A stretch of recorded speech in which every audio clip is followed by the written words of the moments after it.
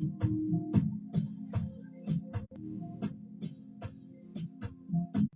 Capital FM, where talk meets vibe. My name is Serena Mwale, your host for the Weekend Pulse, and you're welcome to yet another spirit filled conversation where we will be getting into talking about matters that do affect the nation, matters that concern you and I as citizens of Zambia. Now, we have been having a range of interviews with individuals that are hoping to serve as we will be heading towards the polls on the 13th of August 2026.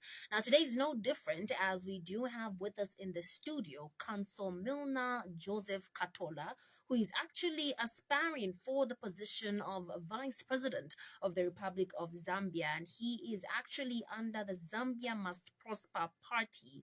Good morning, Council. Good morning, Serena. Good morning, listeners and viewers on Facebook. How are you doing today? I'm great. Awesome. How's the week been since Saturday when campaigns officially were declared to have begun? The week has been full of activity, a lot of planning in order for us to mount a very aggressive and vigorous campaign, make ourselves visible to the Zambians, appeal to the Zambians, let the Zambians believe us as the solution to Zambia's problems. Okay. All right. So before we actually get to talking about Zambia and the possible solutions to the problems that we are facing, let's get to know who Council Milner is. Tell us about yourself, Council Katolo. Who are you beyond what we have seen you to be at the moment, which is aspiring, right, for the position of Vice President under Zambia Must Prosper? What more can we know about you as you're going to be hoping to lead the country in that position? Okay, Milner Katolo is a very humble, down-to-earth people person, coming from a family of 9, 5 females, 4 males.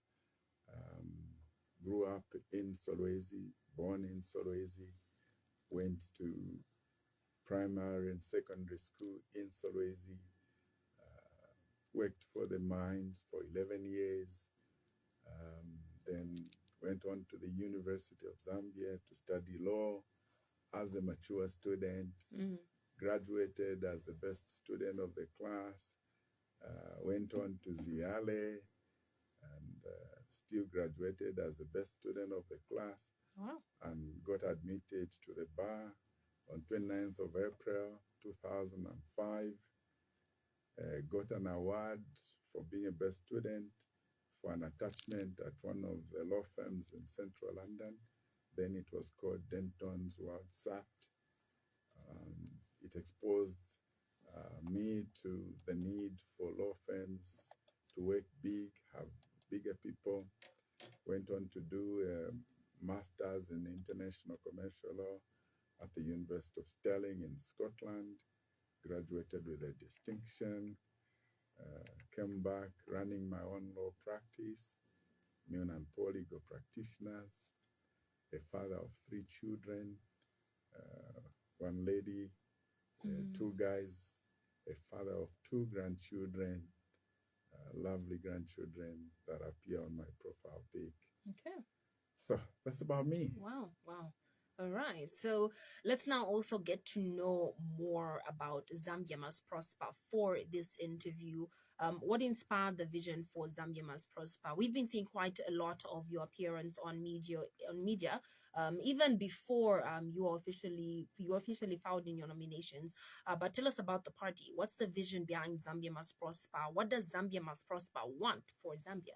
Okay.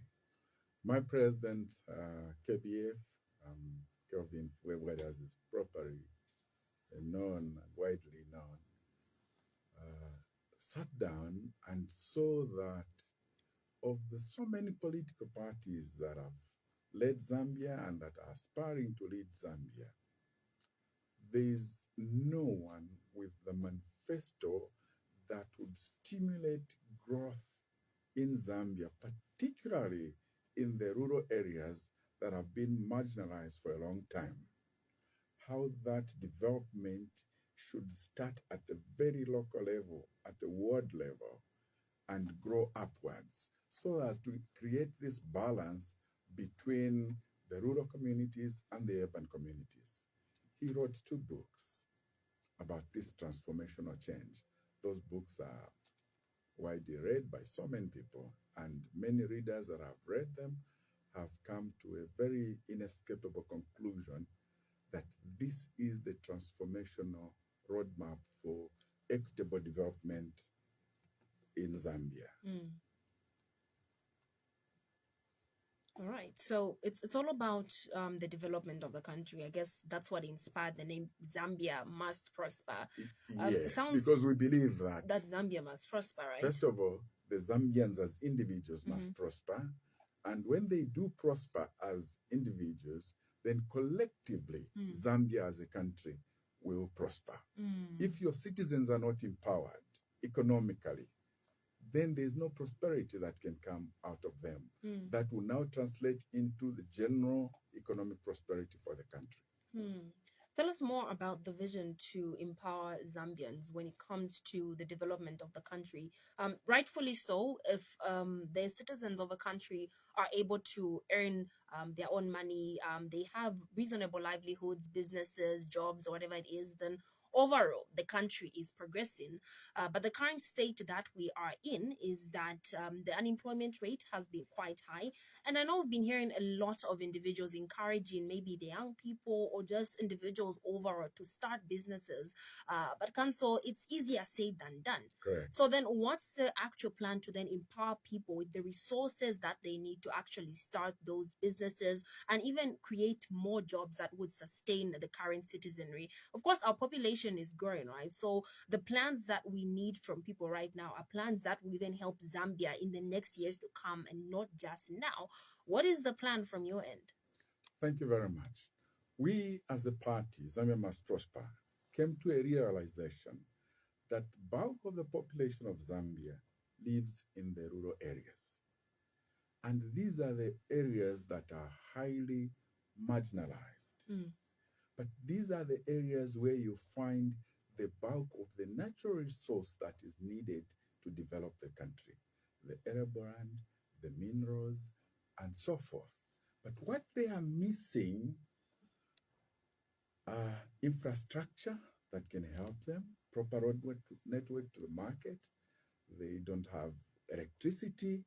You find it's just now that Rural Electrification Authority is trying to get to the rural areas. But before that, no electricity. So if you bought them a machine, for example, to be able to do simple industrial processing of their crop, they will not do it because they don't have sustainable power. They have limited access to finance. Look at a classic example. We have a rural area like Mufumbwe, and we have the cadastre department of government. We have the Ministry of Mines itself.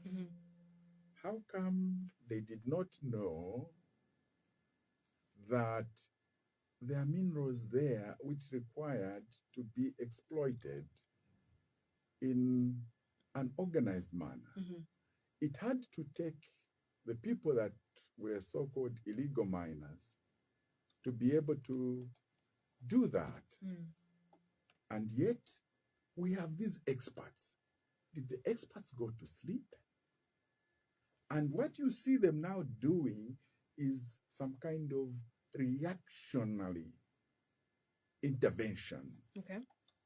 Whereas there is no planned intervention. Zambia Must Prosper would want to have planned intervention. When you plan, you know the strength of the particular area, the weaknesses of the particular area, what resources there, how best can it be exploited, what's the population there, what's the road network, what is the other supporting infrastructure that is there. In the absence of all that, you'll be groping in the dark as government.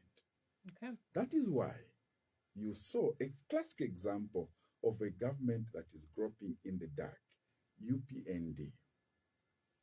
2 days before the close of Parliament, they bring those 70 or 78 laws for amendment. What is the rationale? It tells you in the past 5 years, they didn't know which laws would impact on economic development. As Zambia must prosper, we have identified what we are calling economic laws that within your 3 months of parliament, you must submit them to parliament for amendment, for adjustment, for refinement, because that then will form the blueprint of the implementation of your promises or policies going forward. You heard many times President Akainde saying, I want things to move fast, but I'm getting resistance. And he didn't know where the resistance was coming from. The resistance was coming partly from the law, because the law had certain procedures in place. For example, the procurement law would say if you float a tender, you advertise it, you have to wait a period of 14 days. After 14 days, then there has to be responses and all these procedures. So you cannot shortcut that. But if you see that 14 days as an impediment, then you need to amend your law beforehand so that when you come in and you want things done in 2 days, it will be done because the law has been adjusted and you are working within the perimeter of the law. Hmm. Now, does that make sense? It does, Katolo. I'm here speaking for the people, right? Correct. Someone may be listening and they're thinking, okay, Zambia must prosper has come in with these plans, these ideas, but someone may be feeling like, okay, we've heard the promises. What makes them different? What would make them be the party that doesn't just come with a heavy manifesto, and then if they get elected to represent us as president and vice president, these plans will actually be fulfilled within the time frame that they said that they will fulfill them in. Wonderful. As Zambia must prosper, we don't just make empty promises. We have this document that we're calling the Zambia Must Prosper Vision. It has got 21 bullet points. And if you read each one of these, it has a time frame attached to it, so that society will measure us and hold us accountable to these time frames. These flyers are available for distribution to the Zambians. Let them hold on to this. Put Zambia Must Prosper in government on 13th August 2021, and they should start ticking. Year one, for example, we've said, we establish and enforce the supremacy of the rule of law. We don't need resources to do that. We just need to create strong institutions responsible for implementation of the rule of law. The judiciary, the legislature, and the executive functioning according to the law. And this then, what we're saying, all those laws that we identify as having been problematic or shortcomings, we amend them within the first 3 months of being in office. And within 1 year, we deliver. Everyone must be saying, wow, this is the government. And when they say we are operating according to the rule of law, so it is. So the tenure of office is 5 years, right? Correct. And we've heard situations of, some of the reasons for maybe some of the manifesto promises that were made not being fulfilled in the past. People saying, no, 5 years just may not be enough to do every single thing. And then we've even heard some past individuals that have served the nation say that is why they needed another tenure, because 5 years is not enough. I would like to believe that those, you said 21, right? 21 yes. Points are within the 5-year time frame. The bulk of them, we find one is 1 year, 2 years, 5 years, 5 years. For example, when we say establish Zambia as the agricultural, industrial, and export hub of the sub-region. That's within 5 years. 2 years. It sounds ambitious, but it's doable because you need a season. Only one season, you put all these measures, you produce, you export. The next season, it's abundance. You need to make sure that you create linkages for all the farmers, a network, and a collection at one point, an aggregator who will now be able to get markets, export, bring back the money, distribute to the farmers. All right. Not Farmers should not just depend on the Food Reserve Agency, because sometimes there are financial constraints for government. In our proposal, we've said Zambia Correctional Service is into farming. Zambia National Service is into farming. Zambia Police is into farming. Zambia Army is into farming.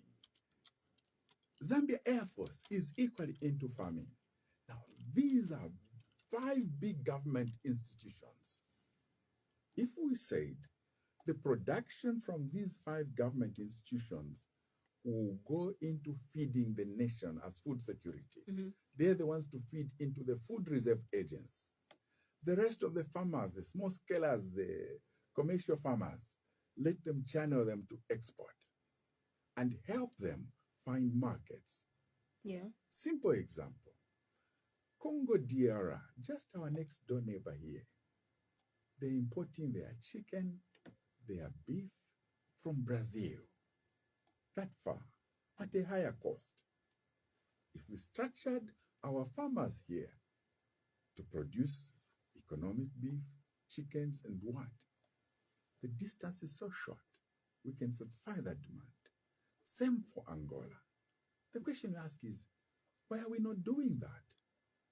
Don't our leaders know about these deficiencies in these markets? When they meet their colleagues for these international engagements, what do they talk about? These are the issues to talk about.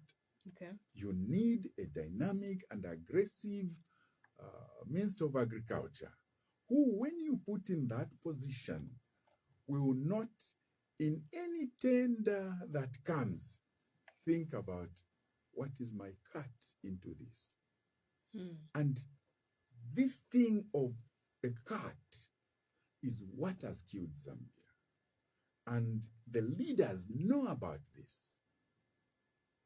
They themselves are beneficiaries of this. And so they cannot stop it. We need leaders that have the heart of the country at heart, who will say, not for me. Okay.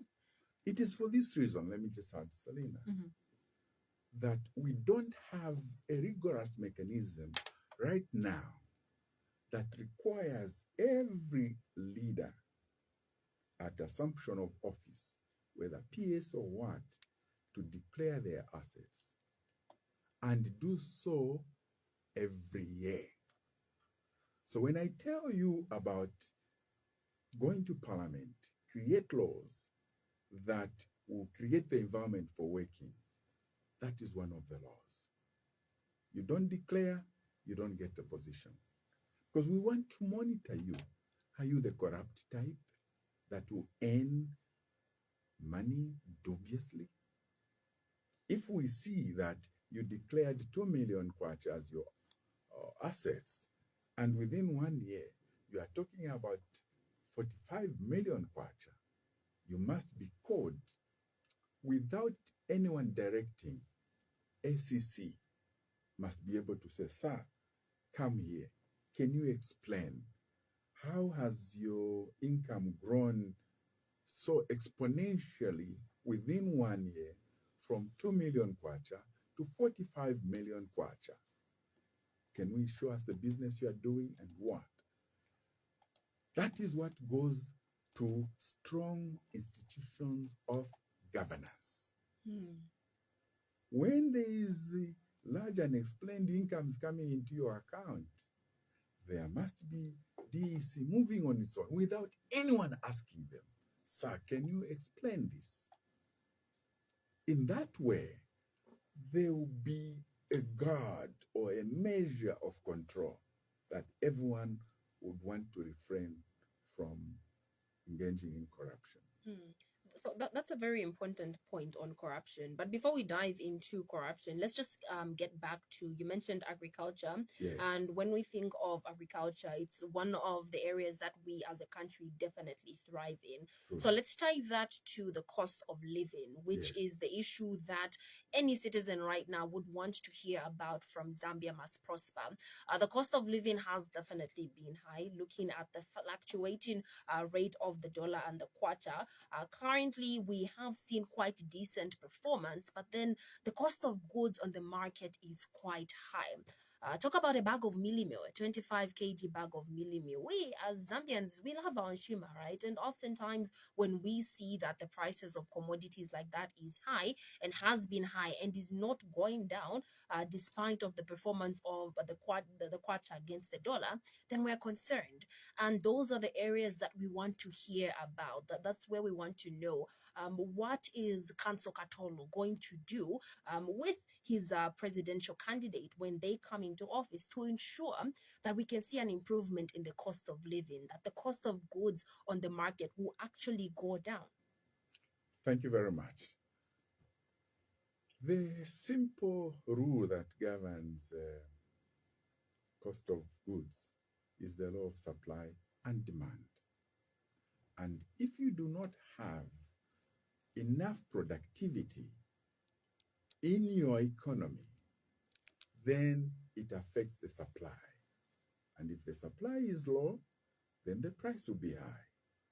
Now, that may not be applicable to products that are produced locally here, like tomatoes, vegetables, and what. We see a lot of them going to waste at Soweto Market and what. But when you go to imported goods, which are flooding our chain stores, because they're being imported, the importers are making sure that they only bring enough supply that will fetch them a certain price. And that price will allow them to make a markup.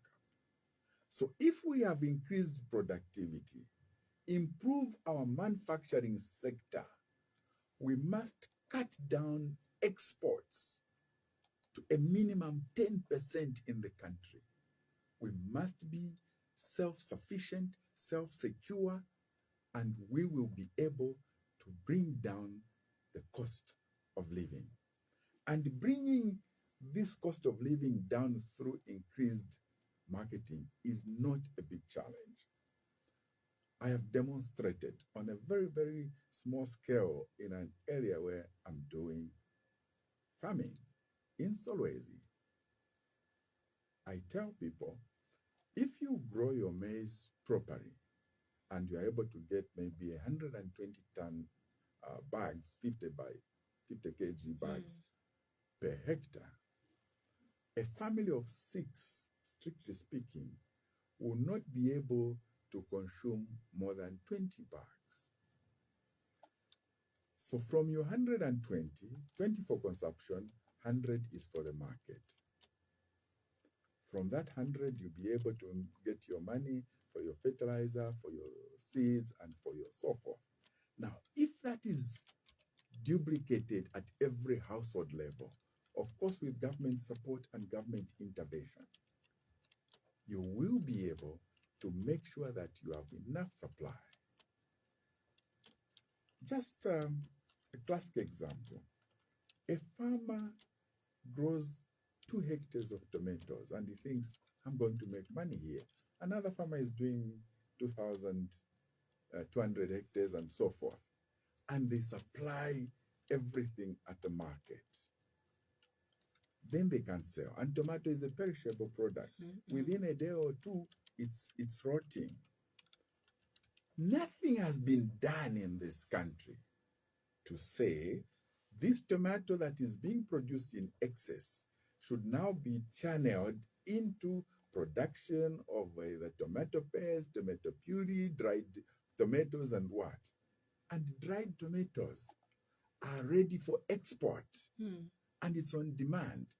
But because the farmers have not been helped with systems to achieve this, they are running at a loss because the crops go to waste every time. And that's why you find farmers, although they're working hard, they are static at the same place. If you go to Ministry of Agriculture and ask them the list of farmers on the FISIP program, you find it's the same names year in, year out. No one at Ministry of Agriculture has said, why is it that these farmers are not graduating into emergent farmers from subsistence and from emergent to commercial farmers? Why are they constantly dependent? It's because we've not helped them with marketing strategies, food processing strategies, and so forth that will allow them to properly process their crop and be able to export. That's how I talked about the issue of power. So how will this farmer in a very remote place, Shangombo, be able to process this tomato puree, tomato paste? There's a book that is written by some entrepreneurs. It says different kinds of machines that you can use for value addition to your crops. Over 169. When you talk about CDF helping to empower farmers, you must be able to have a deliberate policy of help them acquire these machineries, train them, let them use them, add value to their crops, and export. Do proper packaging so that even when you export to any European market, they will be able to buy. I had colleagues that came from China that went into ShopRite to look for rice. They bought different packaging of rice. They came to my office and they said, can you see this rice packaging? It had the husks for the rice, what, in there.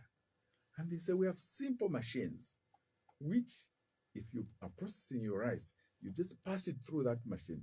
It will polish your rice. It will remove all the husks and everything. It will be clean, such that even when you export, it will be received very, very well. But in the present circumstances, you can't export that. It will be kicked off the shelves.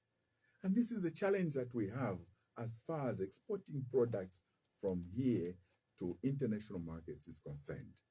And no one is taking a deliberate step to make sure that that shortcoming is corrected.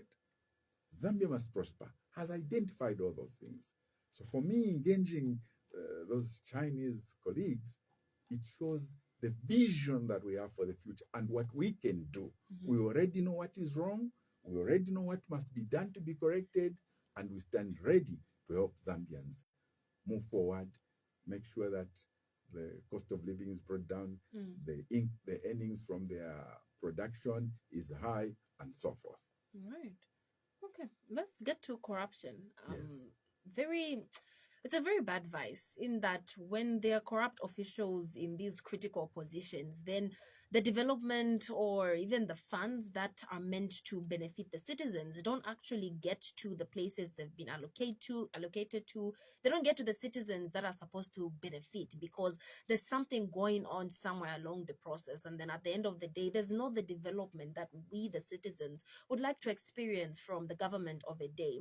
Zambia in particular has been no stranger to high rates of corruption. We've been rated high on the corruption perception index year in, year out. And it's definitely sad to see, especially us being a third world country. We're in the process of getting to be developed, but then with vices like corruption, in a way, it's like we're bringing ourselves down, right?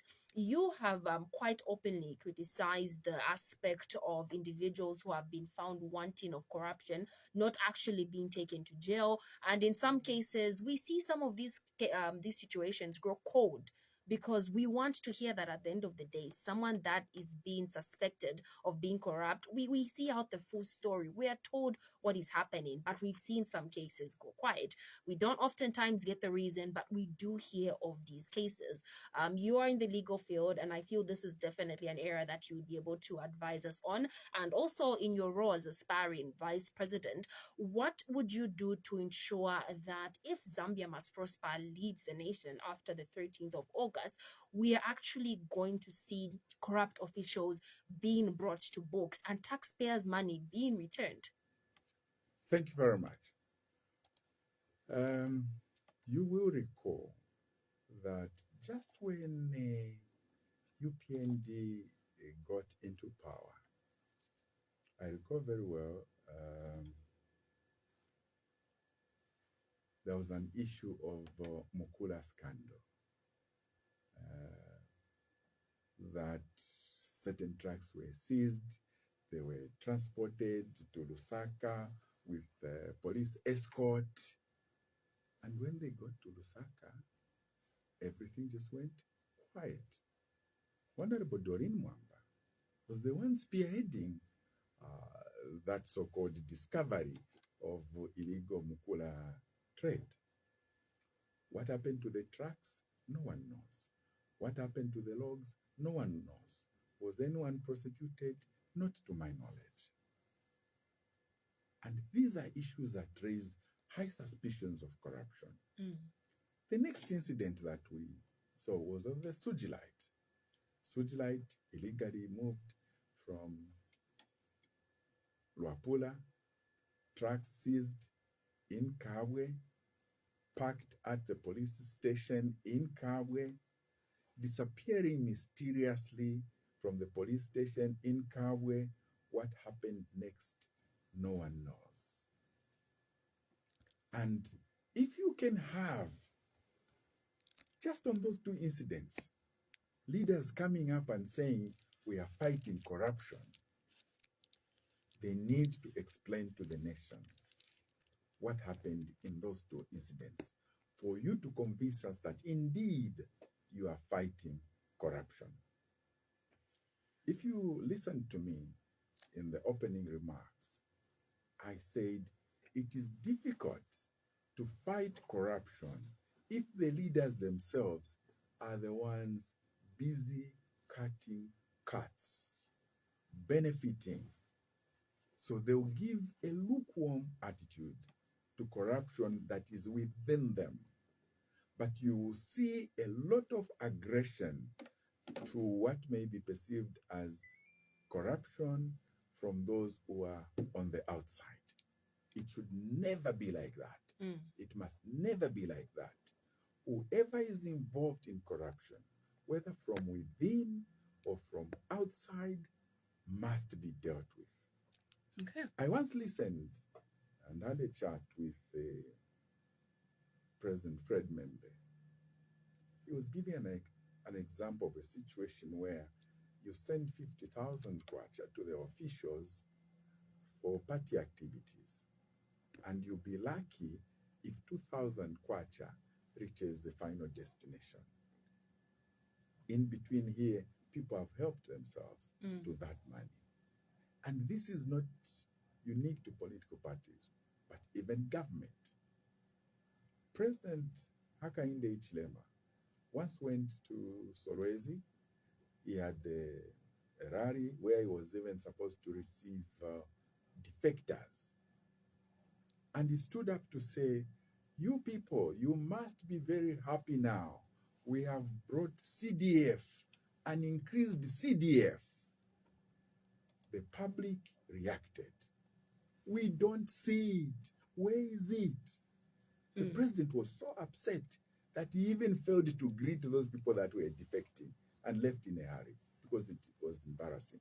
But this is the reality on the ground, that CDF and like many other projects funds do not reach the intended purposes. The people at the grassroots, they continue to remain poor because those tasked with the responsibility of taking those resources to the ground level are helping themselves to eat, and no one is doing anything about it. In the same Solwezi, there was a report that came that over 100 million had been stolen at the Solwezi Municipal Council.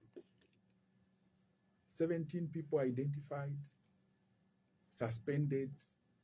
The next thing, those 17 people are not going to court. So what would you say about the fight against corruption with such lukewarm attitude towards fighting corruption. SEC as an institution tasked with a mandate of fighting corruption needs to be aggressive.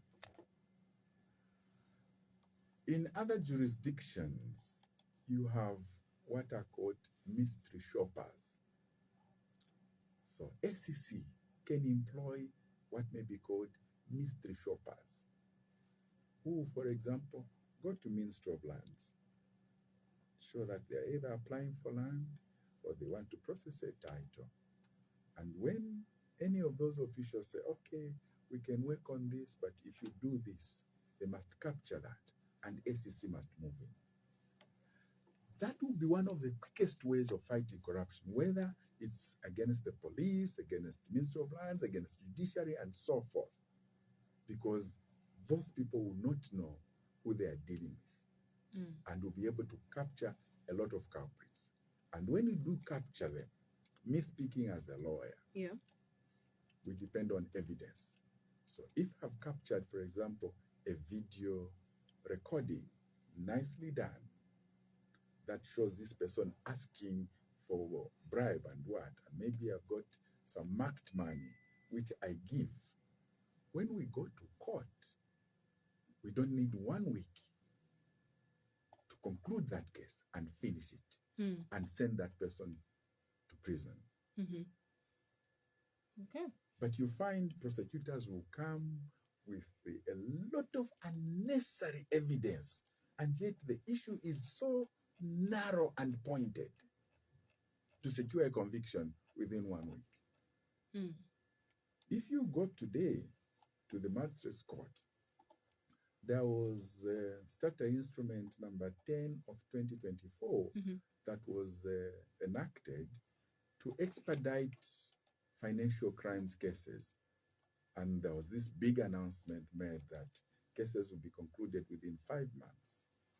If you conduct a research and statistics, you'll be shocked that not many cases have been concluded in 5 months. Cases have been going on for 3 years. So meaning that stuttering instrument is actually a useless piece of paper because it's not achieving its intended purposes. Because there were certain targeted individuals. We need to classify these offenses properly. We need to even go further and prescribe how much time, for example, in an economic financial crimes case, you must cross-examine.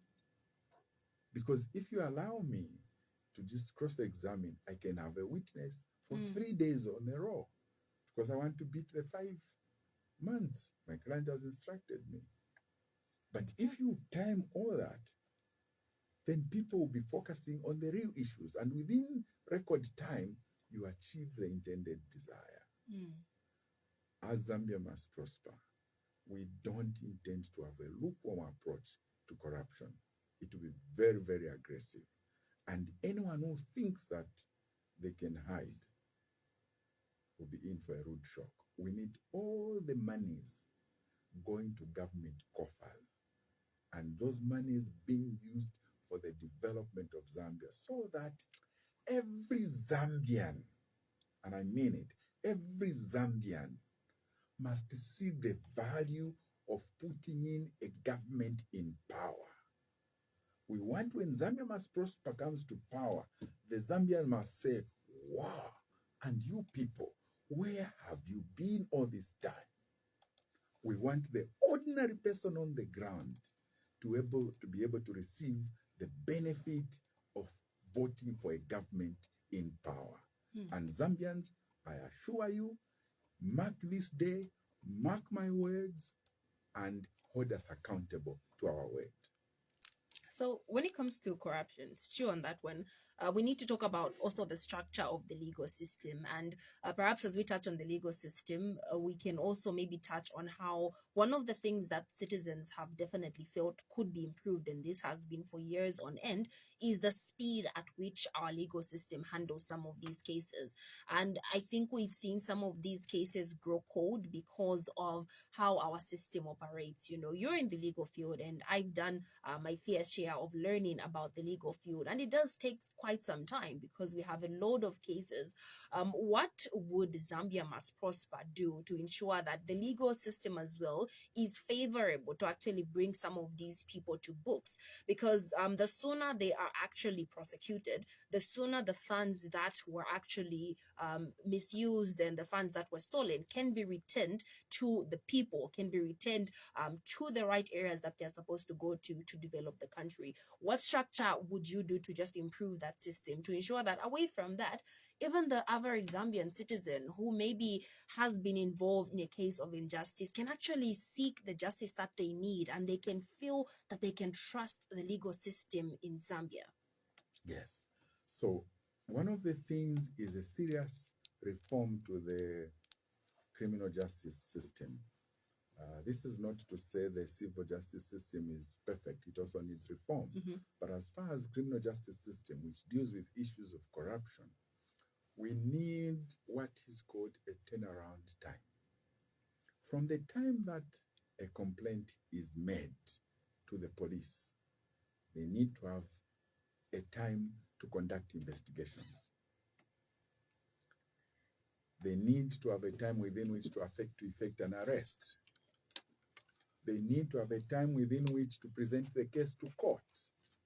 You see, currently our law talks about taking a person within reasonable time, but not exceeding 48 hours. Mhm. But it never happens. No one enforces it. And no one is held accountable for not complying with the law when the law is there. So we need, when we say we'll amend the laws, we have to provide for penalties for not complying with the law. You have a duty as an officer to do ABCD, but we want you to do it within this time. You don't do it within this time, it's incompetence, and you must face disciplinary action. You jack up everyone, place pins on the bums so that they don't sit idle for a long time. Then we'll be able to move. When we go to court now, for example, in the subordinate court, largely many of the cases are conducted on what is called trial by ambush. Other jurisdictions have evolved, they've moved forward. They require, when a charge is laid in court, the accused must be able to file what his defense is in that trial, so that at an early opportunity it is known. Bring documents that you rely on in advance. All the parties will have read. The parties and the court can now say, from the charge and the defense, the narrow issue that remains to be determined is this issue. Can we focus on this issue and establish whether the accused is guilty or not guilty, as to require a sentence or not? But in the manner things are, this is what causes the dilatory approach to prosecution, including in corruption cases. And you find someone who's been going to court 3 years, they're in court. Then you have a judgment. When they appeal, it's another 3 years for the appeal to be called for hearing. No, we must have a time frame. You are required, if you are convicted in a criminal case, to appeal within 14 days. Fine, you appeal within 14 days. Then the court system is supposed to prepare the record, photocopy, transmit it. Sometimes it takes 6 months or more. And this is what is causing the delays. We need to have a time frame. So we will, in each statutory provision, provide what we're calling a turnaround time. Within this time, you must do it. If you don't do it, then you are answerable. Okay. Whether it is in the economic front, for example, I go to ZEMA, I apply that I want to do this project. and they should give me either a decision letter or environmental impact assessment approval. Yeah. In the current scenario, they take their time because there's no one pushing for time.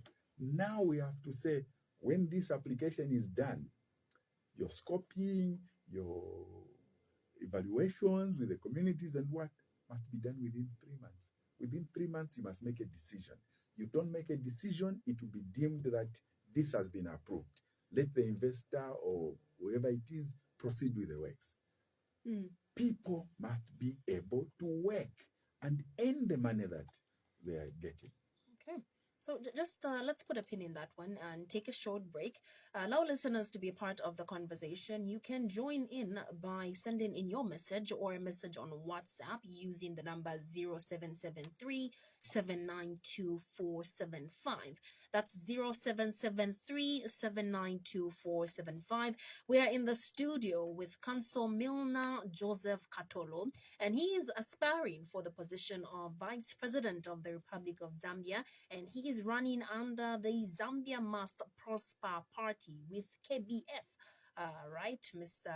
That's correct. That's correct, yes. Definitely. So we've been having quite an exciting conversation, and we want to get your views on what we've talked about so far. As you know, the position of Vice President is definitely very critical to the country. So as a citizen, what questions do you have for Council Katolo? And what would you like to see Zambia Must Prosper have in terms of their vision for Zambia? The number is 0773 792 475. That's 0773 792 475. We are live on our Facebook page as well. That's Capital FM 99.7. And we're going to take a short break and we'll be right back. Stay tuned.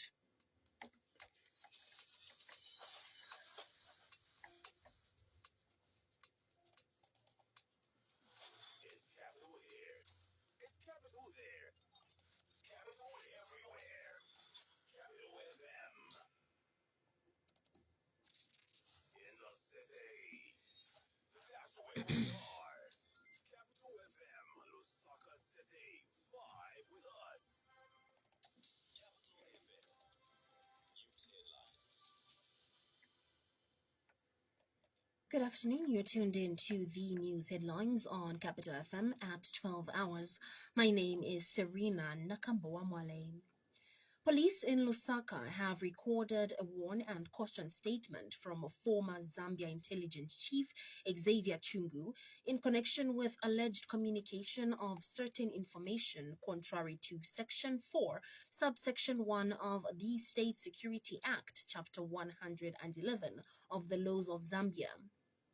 Patriots for Economic Progress PEP presidential candidate Chanda Katotowe has accused the government officials of manipulating the party's records at the Registrar of Societies in an alleged scheme aimed at blocking PEP from participating in the 2026 elections. The Ministry of Education has called for Africa to build education systems rooted in African knowledge, innovation, and solutions, saying the continent must move away from dependency and limitation towards creativity and self-reliance. Citizens aspiring parliamentary candidate for Nkundalila constituency in Serengeti district, Bangwe Chisenga, has called for the urgent construction of a 1x5 classroom block in Katota area of Mweshe ward to improve access to secondary education. In business headlines, financial expert John Sambawambe says despite improvements in key economic indicators such as lower inflation, a stable exchange rate and overall economic growth, business conditions remain difficult due to the high cost of credit. In international headlines, 8 students alleged to have been involved in a suspected arson attack at a Kenyan girls' school that killed 16 pupils have been arrested, police say. Lastly, in sports headlines, Copper Queens coach Nora Hoiple has unveiled the 29-member squad for the Four Nations FIFA Window Tournament. This does conclude the headlines at 12 hours. Do join us for the Capital FM Lunchtime News Bulletin at 12:45. My name is Serena Nakamboamwale. Do stay tuned to Capital FM.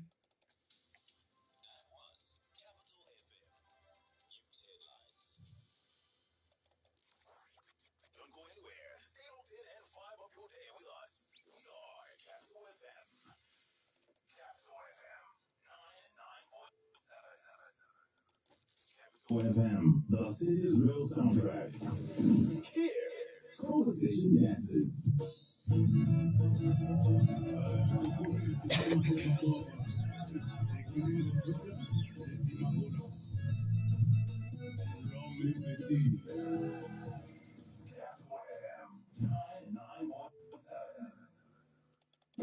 It's capital here, it's capital there, and it's definitely capital everywhere. Capital FM. It's capital here, it's capital there, and it's definitely capital everywhere.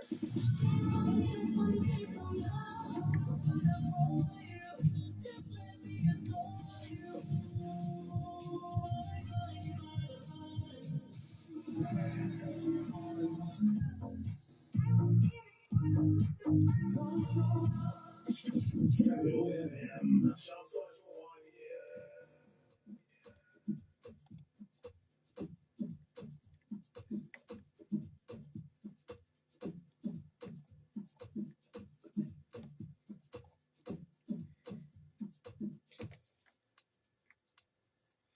Welcome back. You are still tuned in to the Weekend Pulse on Capital FM, and we're still having a conversation with Council Milner Katolo, who is aspiring Republican Vice President under Zambia Must Prosper.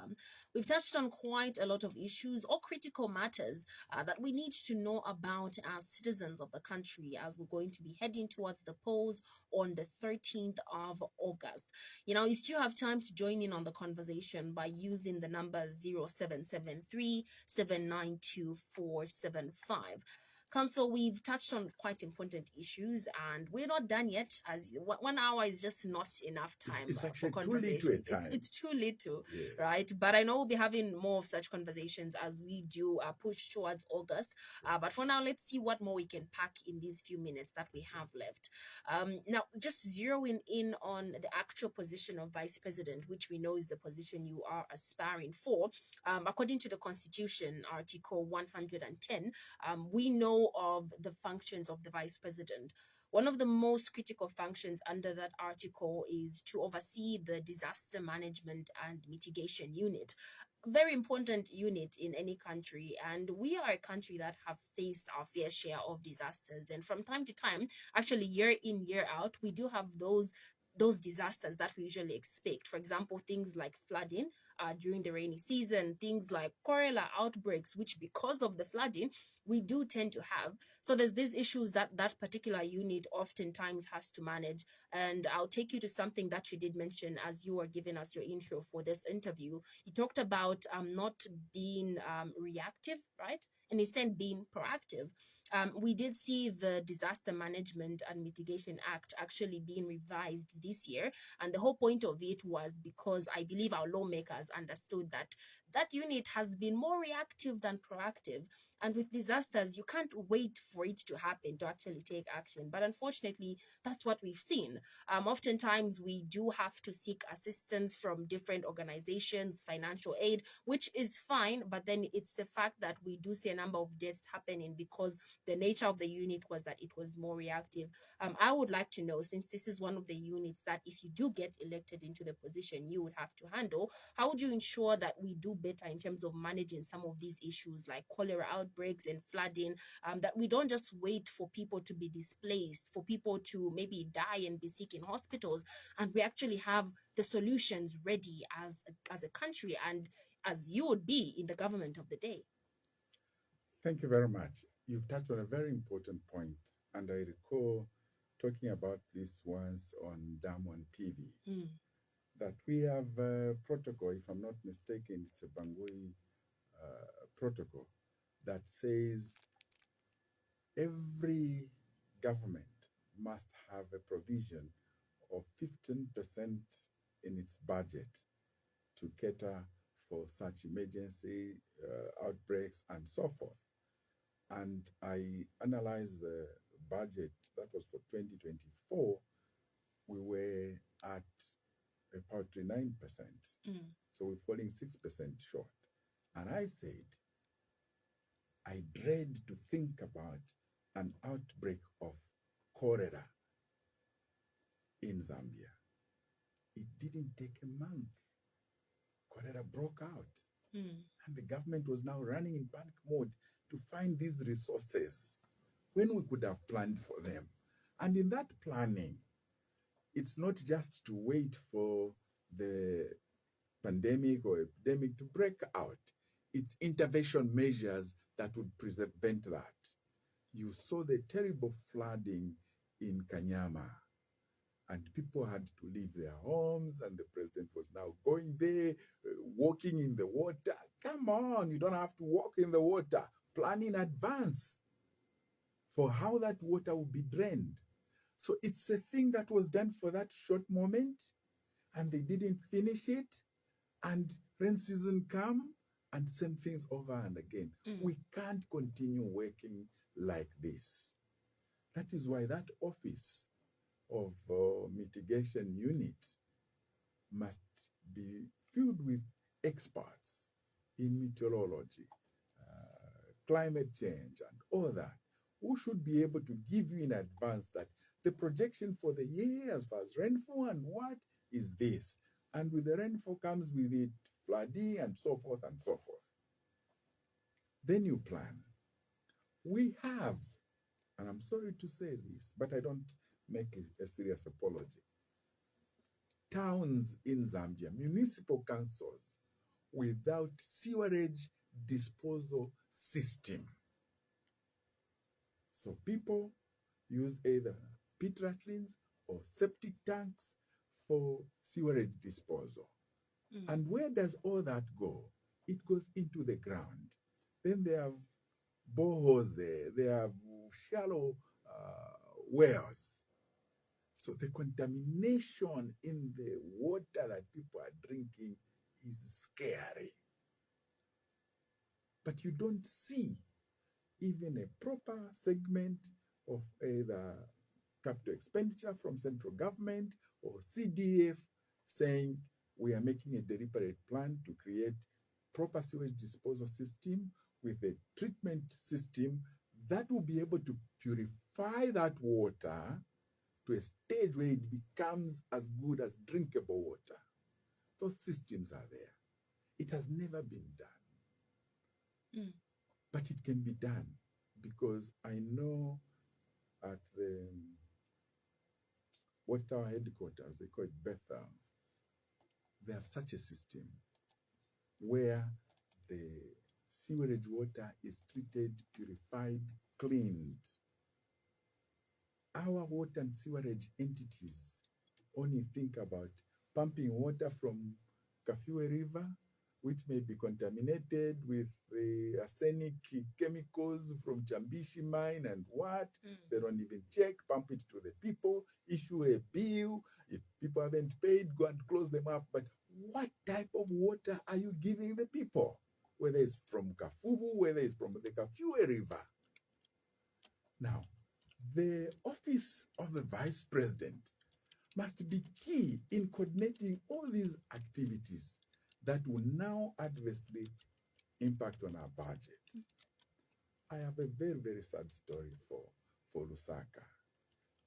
There's a group of families just nearby Palawana here who were evicted from the land that they've occupied so many years. They live under the pylons in little grass shelters and some roofing sheets. Others have been injured because the wind blows and the roofing sheet is blown off. I wrote to the office of the vice president. Please, can you make arrangement to just offer these people with some tents and possibly some portable toilets so that they are living in the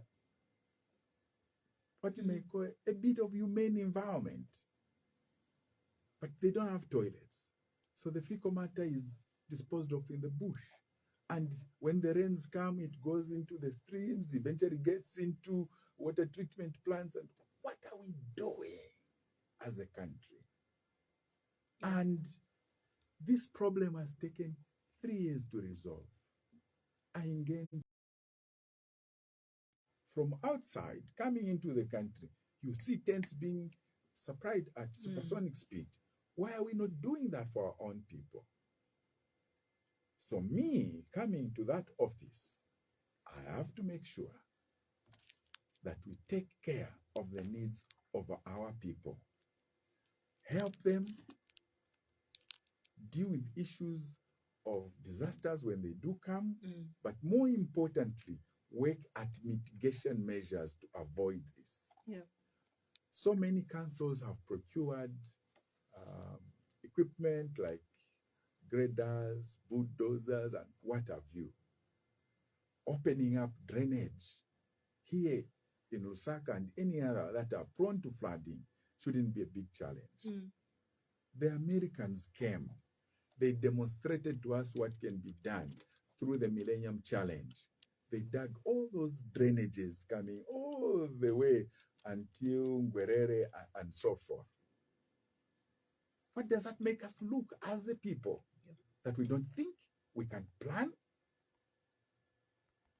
We needed to do that. And budgetary allocations under the disaster management unit should have been and must be put in place every year so that the living standards of our people, if it comes to rain season,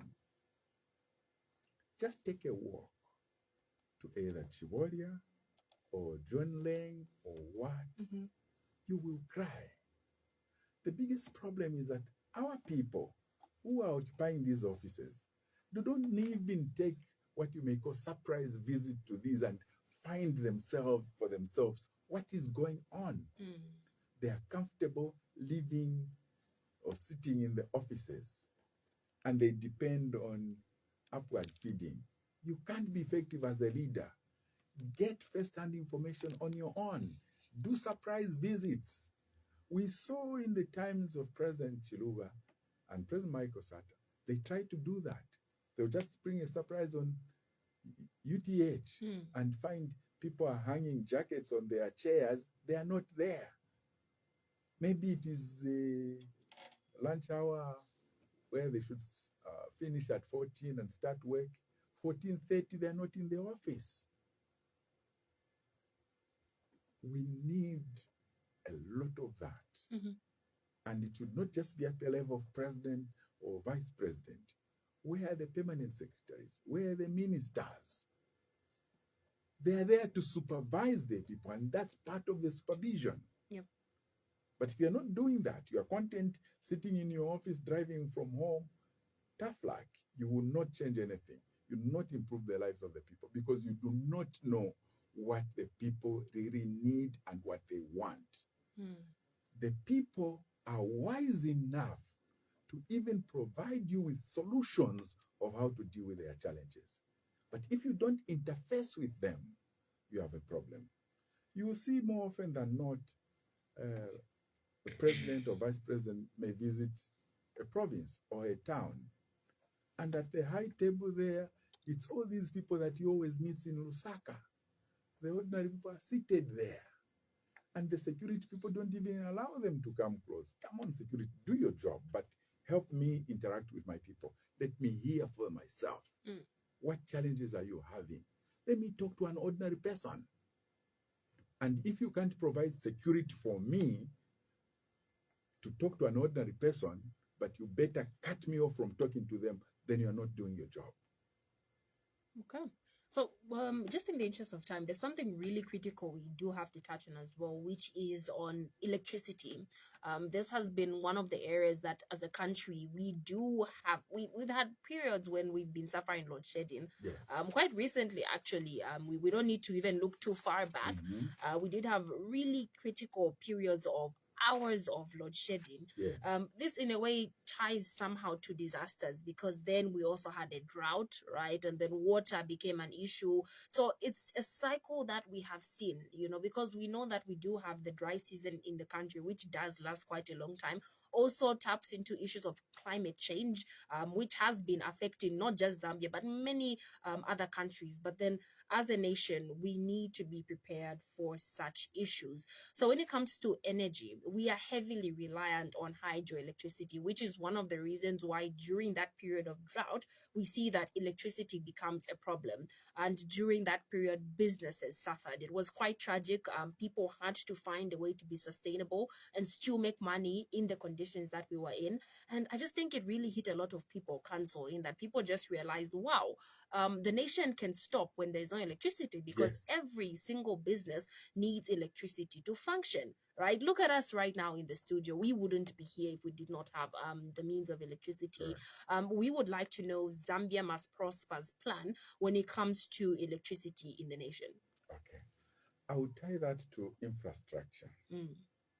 As far as infrastructure, we have said the roads leading to every province will be dual carriageway.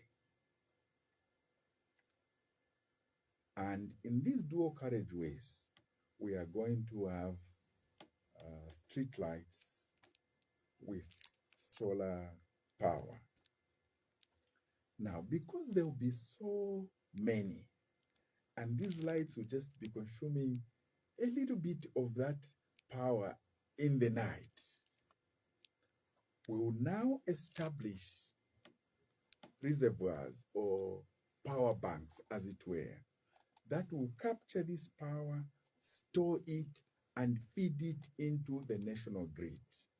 So you can imagine all the way from Lusaka to Livingston, Lusaka to Chipata, Lusaka to Solwezi, Lusaka to Mongo. Mm. You have all these solar streetlights generating power, being put in the power banks for storage and fed into the national grid. You have so many megawatts coming from there. Yeah. And that is an additional source of power. Mm-hmm. But more than that, you have to look at the segmentation of the region. Look at the Luangwa River, starting all the way up in the Mchinga Mountains there, until it joins the Zambezi River. All that water just goes. We don't tap any power from there through hydro source. But it is coming from an area where there is always good rainfall. We have not tapped into that. When you go now to the northern block and to Akula block, this area receives a lot of rain, year out, and there's so many rivers. I've only seen the Zesco Power at Shimba Falls, but there are so many rivers from which we can tap.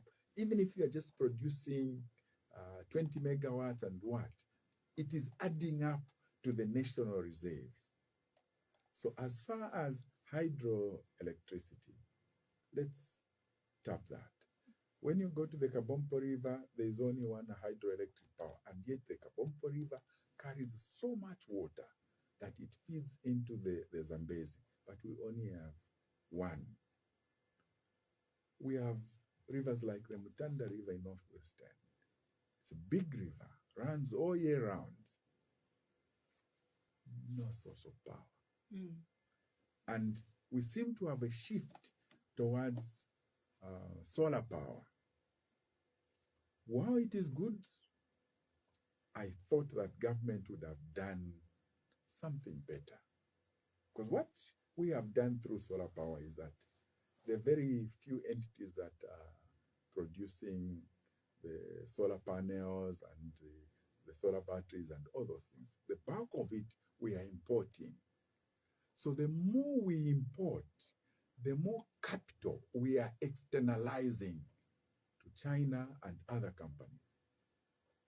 The best thing was to create an environment for those that are manufacturing solar equipment to come, set up base, and manufacture the solar equipment here. So that if they have to export to the region they export from here, will be earning income. But the capital flight will have been cut off, so that that capital flight which we have saved is now being pumped into the local projects here.